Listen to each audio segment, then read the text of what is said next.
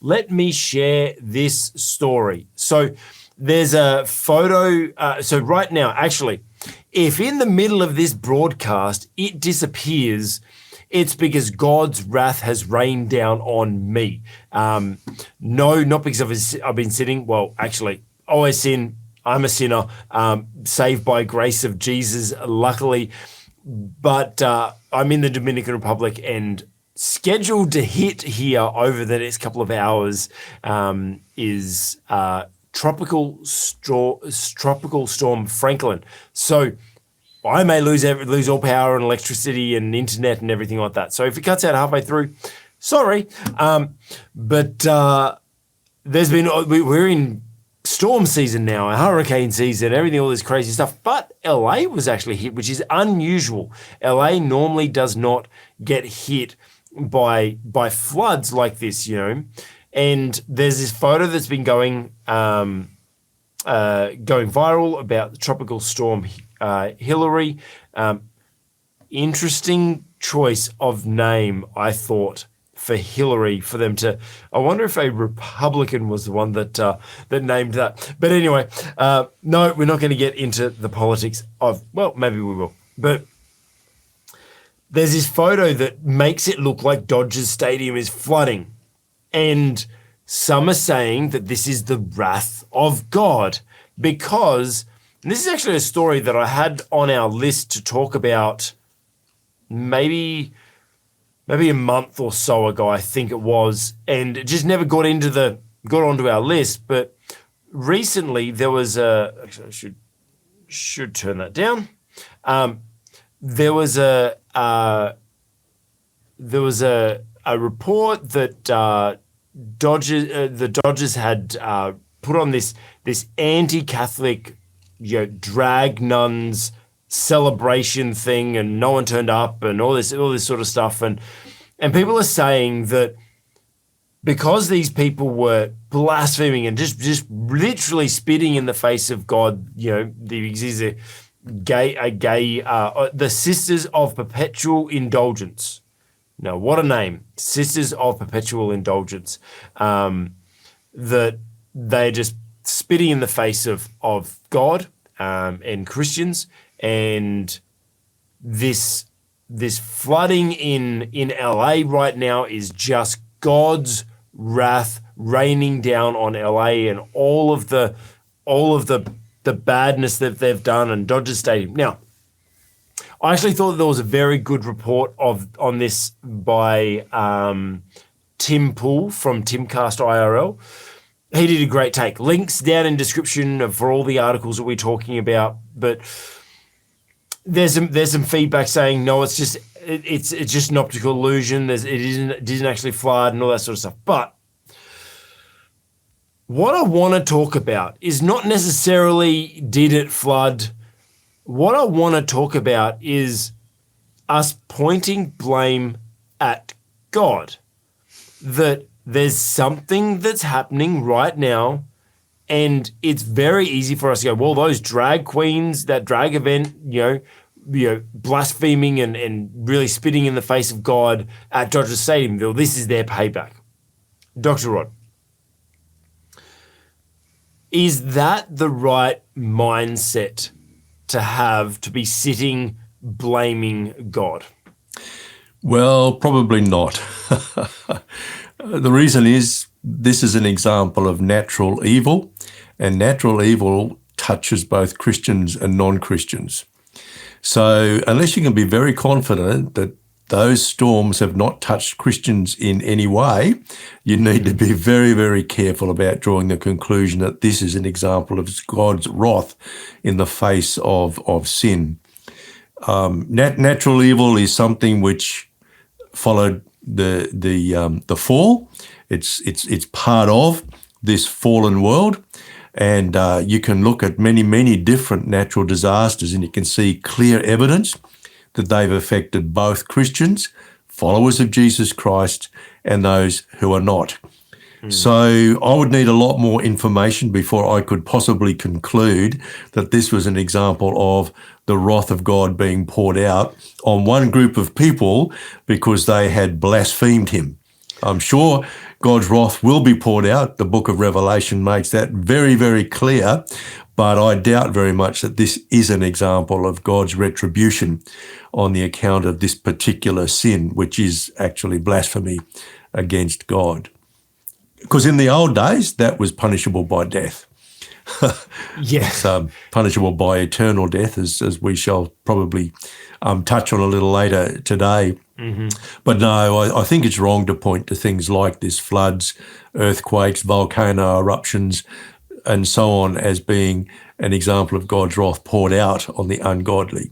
I would say this, however, I think when a whole nation deliberately kind of rejects God and actually comes out from under his protection, then the nation as a whole doesn't receive God's protection and rejects his blessing, and that will impact upon both Christians and non-Christians. I think America may well be in that position. So there is so much ungodliness in the top political and business leadership in the United States. My conclusion is that on the whole, the United States has chosen to turn its back on God. And so I'm not surprised that we're seeing outbreaks of natural evil, but it is indiscriminate. It doesn't discriminate between those who are Christians and those who are not. So, yeah, like you talking about a whole nation is funny. And I don't know if I've mentioned this on the podcast before. I live in the Dominican Republic. I know I've mentioned that before. But Dominican Republic is an island called La Hispania. Butchered pronouncing that. And we share the island with Haiti. And it's really interesting that you have a nation that, like the Dominican Republic, that is full of corruption and there's a lot of things that they don't do right, but they're a God-fearing nation. They literally have a Bible on their flag, on their national flag. They are an overtly Christian nation. You go everywhere and Christ is coming, or Cristo Viene is written everywhere, and so it is an overtly Christian nation, and it was settled by the Christians as well. The Spaniards, not that they really settled it properly, but that's a whole nother story. But then you've got Haiti, exactly same island. But it was settled by the French and settled by dark magic.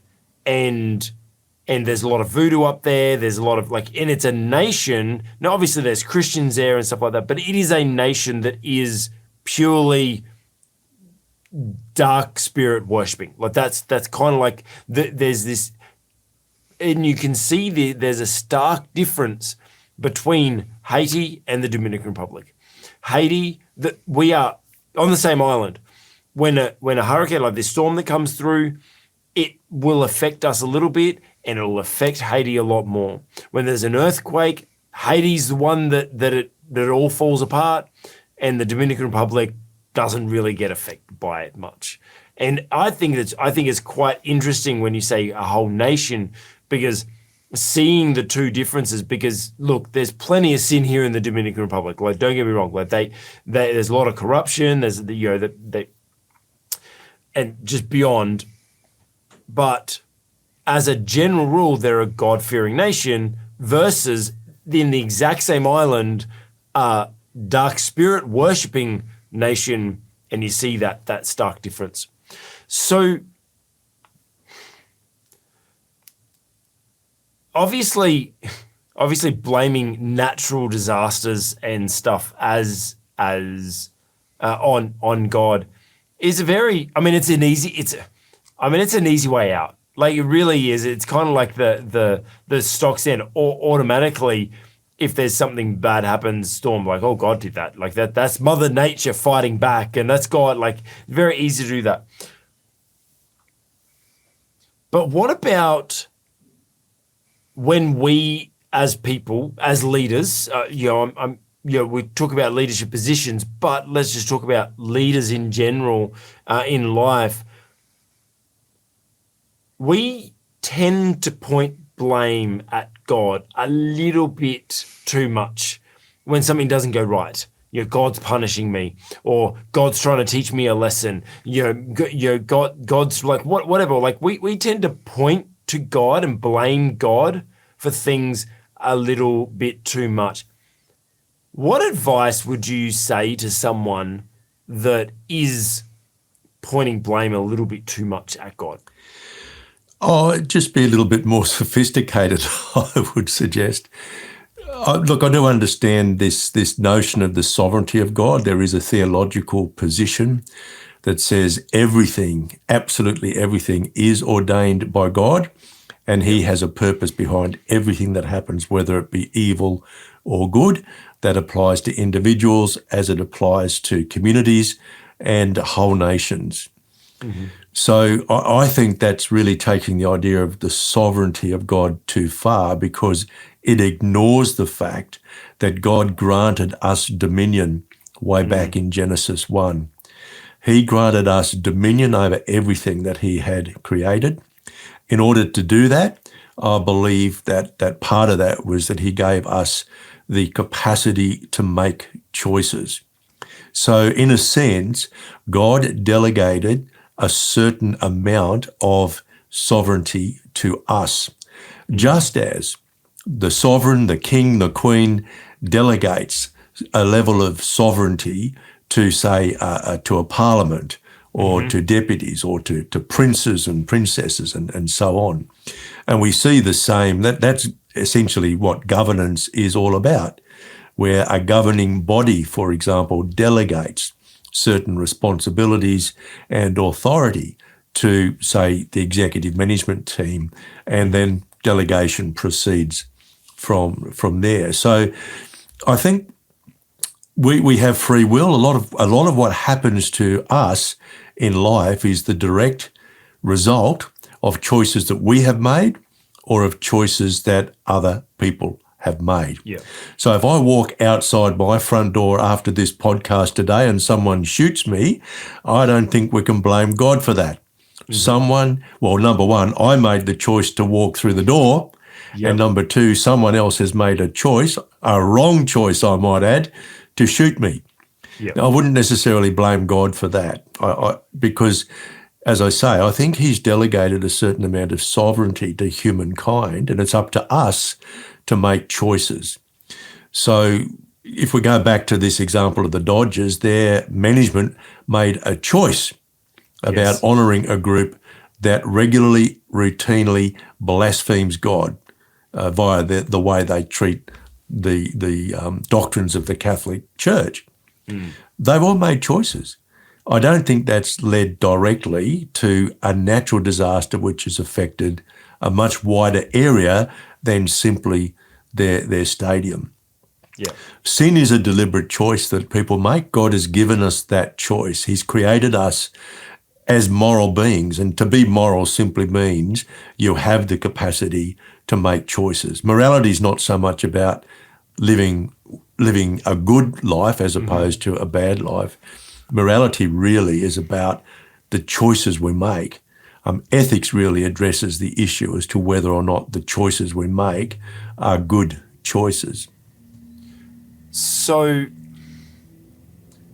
I want to kind of transition that thought pattern to then, because people then say, well, God did this to me, and you just express that there's free will, and we have free will. Now, God may not have done that to you, most likely didn't do it to you. We're a sinful world, we're failed bodies that get sick and stuff like that. Like that. It happens. But God can always work through something. And so I don't like to point blame that it was God that did it. But I always like to ask the question, what's God doing with this, right? Like some people are like, God did that to teach me a lesson to this. No, but that happened, and can you learn a lesson from it? Great, learn a lesson, and then ask, what is God now going to this situation? God is always going to be there with us. God is always going to be there with us. He may not necessarily, stop that bad thing or whatever. Like, and there's lots of different arguments, but I always like to ask the question of like, what is God doing through this, or what could be the purpose of this? Not that God did this for a purpose, but God can now use this for a purpose. How would you mentor someone going through a tough time and help them discover God's purpose in pure evil? Well, look, I think first of all, you've got to distinguish between natural evil and moral evil. So if we're talking about what the insurance companies used to call acts of God, yes, we probably refer to them as natural disasters like earthquakes, floods, hurricanes, those kinds of things, volcano eruptions and so on. When they cause death and loss of human life or sickness or whatever, those are examples of natural evil, and I believe they are the result of the fall. We live in a fallen world and things don't work the way in which God originally designed them. Then there's moral evil. So the example I used a little earlier of me walking out my front door and being shot by somebody, that would be an example of moral evil.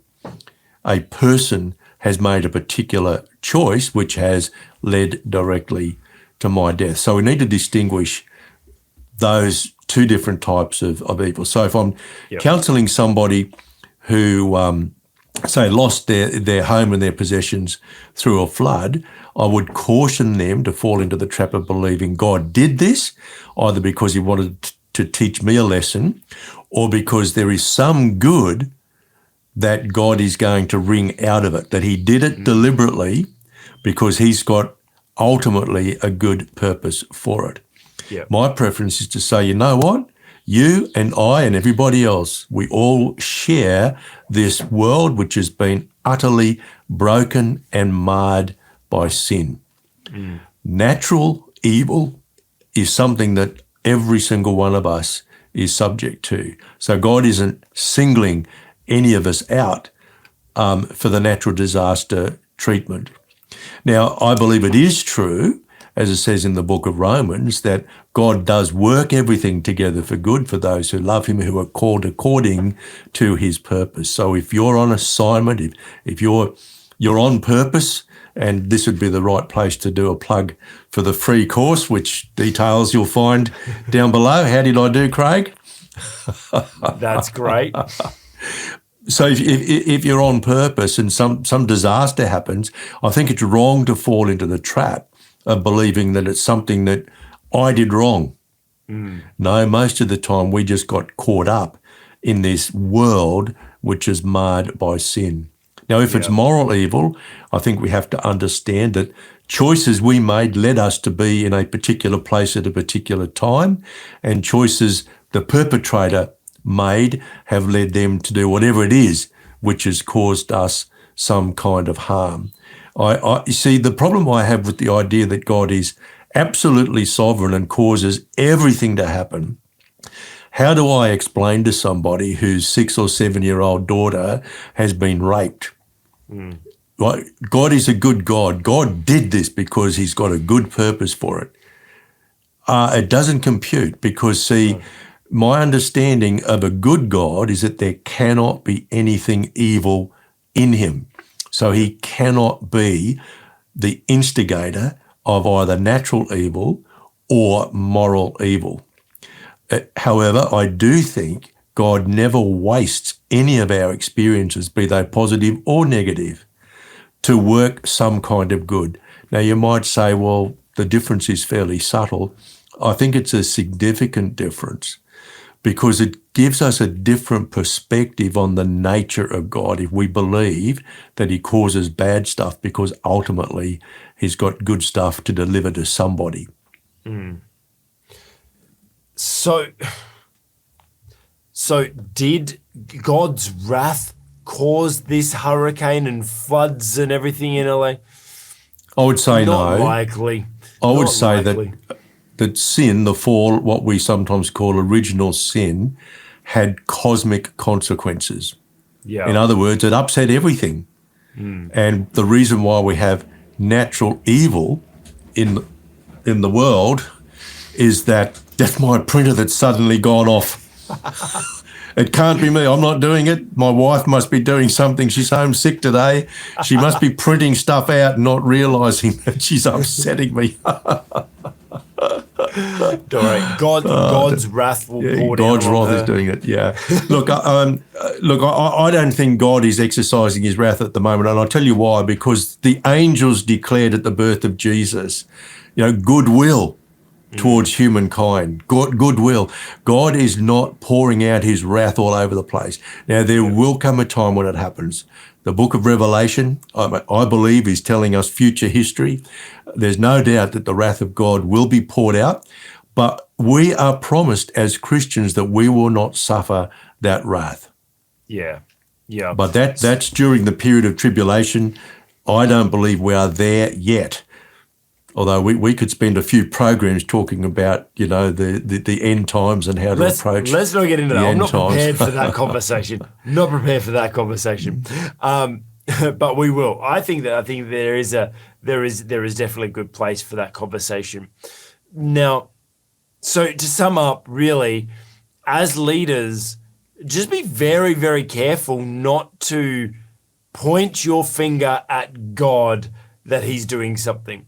Don't blame God for what's happening around you. Don't blame God for bad things that are happening to you and the people around you, to your business, to your organization, to your church. Don't blame God. Don't point the finger at God. We do need to take responsibility. But what we can do is we can ask, what is God doing through this? What can he do with this? Now that it's happened, what's the purpose that's going to come out of this? Not that God did this for a purpose, but what can the purpose be for this? What can I learn from this? What can I benefit from this? How can I use this now to move forward and seek God in that moment and ask him, what are you doing, Lord? What can you do with this now moving forward? But as leaders, let's not point the finger at God, because, he's probably not to blame. We have plenty of people with free choice, free will in this world making their own poor decisions. So, talking about people with poor decisions, our next topic. No, I'm not. This you go into. I'm going to preface this. Okay, so people making poor decisions. Not necessarily about the topic yes, the person we're about to talk about. However, we're about to talk about Brian Houston. And yes, whenever we talk about Brian Houston, that is our biggest trending videos whenever we talk about Brian Houston. And it trends because we get lots of comments on it. Thanks, guys, for commenting. Comment below, put a positive, encouraging comment below. Let us know what you got out of this video. Great, awesome. However, usually especially when we talk about someone like Brian Houston, and especially Brian Houston, we get so much hate comments. Now, part of me thinks, you know what, whatever it feeds the algorithm doesn't care if it's a positive or negative comment. Great, you guys putting negative comments only boosts our video, more people will see it, helping us, helping the message, great. However, I just want to warn people, before we start talking about Brian Houston, please listen to what we are saying. Don't look at this as a way to, I'm going to dump a whole bunch of negative thoughts about Brian Houston and Hillsong Church, of your bad experiences about him. And this is not the place to do that. If you want to complain about that, go and start your own blog or your own YouTube channel and you talk about those negative things. Don't be a keyboard warrior in the comments. You just talk about all the negative things. Right now, please understand, when we talk about these topics, we don't know everything. Both Dr. Rod and I see what's in the news, read articles, do a little bit of research, but we don't know everything. We don't spend weeks. We're not news reporters. We are here purely talking about leadership stuff. And so we're just talking about leadership stuff. So we just look at these things as a way to, how can we how can we learn from what we see from this situation, right? As leaders, I just want to encourage you, just look at this topic. What we're going to look at is a terrible situation. We are not excusing what has been done. We're not justifying what's being done. We're not any of that. But we're also not going to blame. We're not going to point the finger because we don't know the whole story, and that's not our place. Our place is to see what can we learn if we were in a similar position, or taking, the very small view of what we're actually looking at right now.